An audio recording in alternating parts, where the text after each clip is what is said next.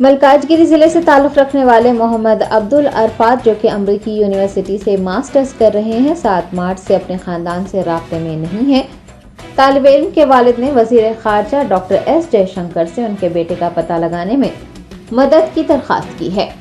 M B T ترجمان امجد اللہ خان خالد نے social media platform X پر اطلاع دی ہے کہ محمد عبدالعرفات جو کہ ملکاجگیری ضلع کے رہنے والے ہیں، امریکہ کی کلیولینڈ یونیورسٹی سے IT میں ماسٹرز کر رہے ہیں، تاہم 7 مارچ سے وہ اپنے خاندان سے رابطے میں نہیں ہیں۔ افراد خاندان سخت پریشان ہیں۔ انہوں نے لاپتہ طالب علم کی تمام تر تفصیلات منسلک کی ہیں۔ عبدالعرفات کے والد محمد سلیم نے وزیر خارجہ ڈاکٹر ایس جے شنکر سے اپنے بیٹے کا پتہ لگانے میں ان کی مدد کرنے کی گہار لگائی ہے۔